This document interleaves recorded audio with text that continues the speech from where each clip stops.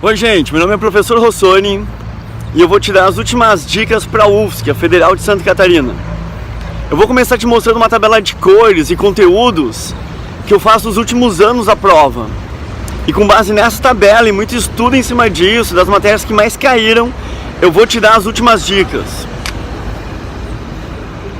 Cada matéria tem uma cor e eu pinto a proposição de cada questão com a respectiva cor correspondente à matéria. Essa tabela mostra as cores com as suas respectivas matérias. Isso facilita muito a minha visualização. Com essa tabela eu consigo ver que modelos atômicos só caíram em 2011 e que ligações químicas, ali que é o verde escuro, caíram, por exemplo, 26 questões nos últimos 5 anos. Essa tabela aqui é mais importante, ela mostra todas as provas de 2009 a 2016, a 2017 está no início do vídeo, com as suas respectivas matérias que já caíram na UFSC por questão, por proposição. Repare nela. Cara, como você pode perceber pela análise das estatísticas, tem 5 matérias que sempre aparecem. Tabela periódica, ligações químicas, NOx e redox, estequiometria orgânica. Cara, isso vai aparecer de novo porque a estatística sempre aparece. Então essas 5 matérias você tem que conhecer muito bem. Eu resolvi começar com a parte mais difícil, que é a questão discursiva que pode aparecer. Então, segue a questão e o jeito que eu resolveria essa questão se ela aparecesse. Bom, essa é a questão que eu acho que pode aparecer na UFSC. Vamos fazer o seguinte, você vai dar um pause, vai tentar responder essa questão e logo em seguida eu vou te mostrar a resolução dela, ok? A forma estrutural condensada é do jeito que você sempre escreveu na orgânica, que é CH3, CH2OH. Já a forma molecular, tu junta todos os carbonos, hidrogênios e oxigênios. Aí fica C2H6O. O isômero do álcool é aquele que tem a mesma forma molecular e a fórmula estrutural diferente, a fórmula condensada diferente. Um exemplo disso é o éter. E se perguntar entre o ponto de ebulição deles, o éter tem menor ponto de ebulição porque o álcool faz ponto de hidrogênio e o éter não. A reação de combustão necessariamente tem que ter oxigênio. E como pede a combustão completa, tem que formar gás carbônico e água. Aí é só contar o número de carbonos de um lado e do outro, o número de hidrogênio e oxigênio dos dois lados, e essa soma tem que fechar. Tudo bem? A outra dica é uma questão aberta, porque a última que caiu foi em 2011 e a penúltima em 2007. Então faz muito tempo que não cai uma questão aberta. Segue agora as 2 resoluções das 2 questões abertas para vocês. Bom, vamos fazer assim, você vai pausar a questão, vai tentar resolver e eu já comento. Balancear a questão é só ajeitar o número de magnésios, tem que ter 2 de cada lado, e o número de oxigênios, que tem que ter 2 de cada lado também. Para resolver a questão e achar quantos gramas eu preciso de oxigênio, tu pega esse coeficiente lá de cima, que era 2, tu transforma em 2 mols, 1 mol de oxigênio, 2 mols de magnésio, tu vai olhar na tabela periódica, corresponde a 48,6, 1 mol de oxigênio corresponde a 32. Então, 60,75 gramas de magnésio vai reagir com X, que corresponde a 40 gramas de oxigênio. Novamente você vai dar um pause no vídeo e vai tentar resolver a questão e logo em seguida eu venho com a resolução.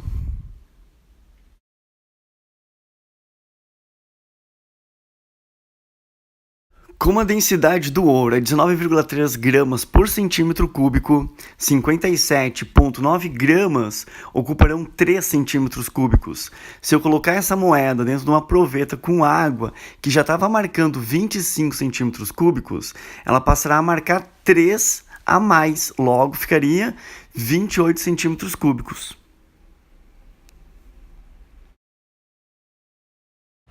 Eletrólise não cai na prova desde 2009, então segue agora o que já caiu e como que vocês resolveriam a questão.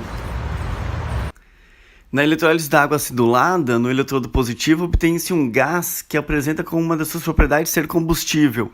Eles devem estar falando do hidrogênio, que é um gás combustível, e o hidrogênio é formado pelo cátion hidrogênio. Só que o cátion vai para o cátodo, que na eletrólise é o polo negativo. E aí o hidrogênio pode ser obtido quando se passa uma corrente elétrica, eletrólise na água acidulada por ácido sulfúrico através da seguinte reação global. Sim, ele está dando a eletrólise da água, então isso está mais do que correto. Outra dica, modelos atômicos não caem desde 2011. Então segue agora o que já caiu e como que você resolveria a questão também. Tanto os fogos de artifício quanto o teste da chama são explicados por transições eletrônicas, são chamados saltos quânticos. Isso é Bohr, galera, quando os elétrons pulam de uma camada externa absorvendo energia e voltam liberando essa energia em forma de cor. Cuidado com a terceira afirmação, que tem um não escondido por aí. A primeira está errada porque os elétrons estão presentes na eletrosfera e são eles que fazem essas transições de camadas ou nível de energia liberando e absorvendo energia. Agora o que acontece? Ela está errada porque está escrito partículas nucleares, tá? As outras duas estão certas porque é o modelo de Bohr que explica isso. Pilhas não cai na prova desde 2013. Gente, é 4 anos sem cair já. É certo que vai cair esse ano. Então segue aí o que já caiu e como você resolveria a questão. Então, o cádmio ele é bastante usado na fabricação de baterias e é um dos metais mais tóxicos que tem.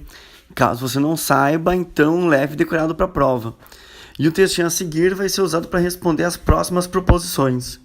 Como o texto fala que essa reação vai ocorrer e depois pode perceber que essa reação é uma reação redox, toda reação redox espontânea é chamada de pilha, ou sinônimo célula galvânica. Olha, folha de papel alumínio, se ela tem um menor potencial de redução, ela vai sofrer oxidação, e oxidação é no ânodo, por isso está errado. E à medida que a reação ocorre, uma pequena quantidade de alumínio na folha é oxidada. Se ela é oxidada, o alumínio passa de 0 para mais 3 e, consequentemente, ele acaba se dissolvendo na solução.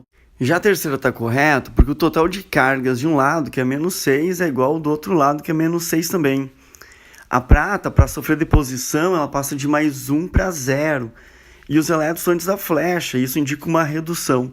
Então ela toda certinha, correta. No texto fala que o material ativo é o ânodo. Então o ânodo é onde é que sofre oxidação. Portanto é um agente redutor e não oxidante. Na segunda afirmação, diz que o hidrogênio não muda o NOx, muda o NOx, porque no hidreto metálico, com metal o hidrogênio, o NOx é menos 1.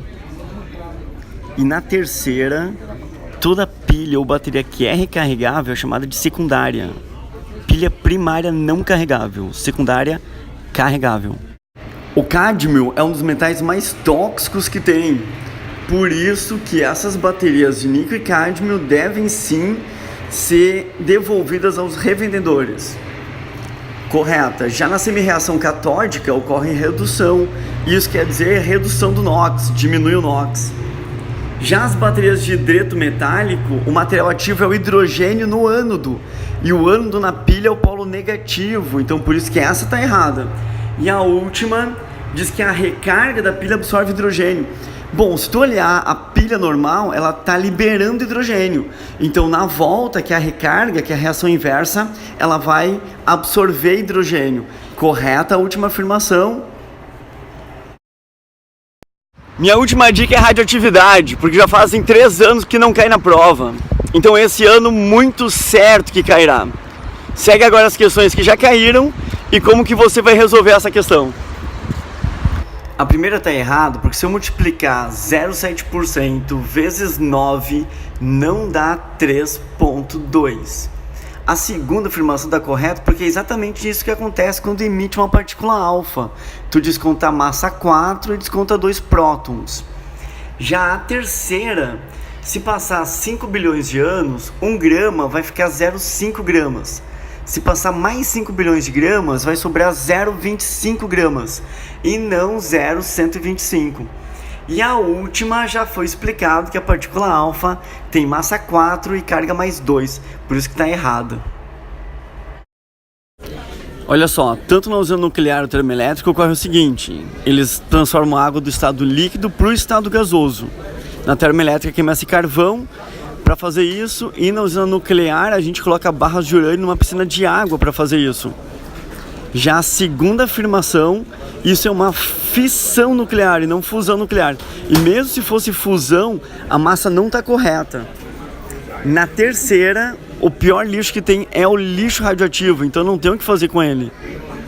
E na quarta, se a meia-vida desse isótopo é 5 bilhões de anos, após 2 meias-vidas, que são 40 semanas, vai sobrar 25% e não 12,5%. Gente, eu espero que esse vídeo tenha te dado uma certa luz, uma certa calma e que você consiga ir muito bem na prova de Química. Então, boa prova, de coração, tenha sucesso no que você vai fazer. Até mais, tchau!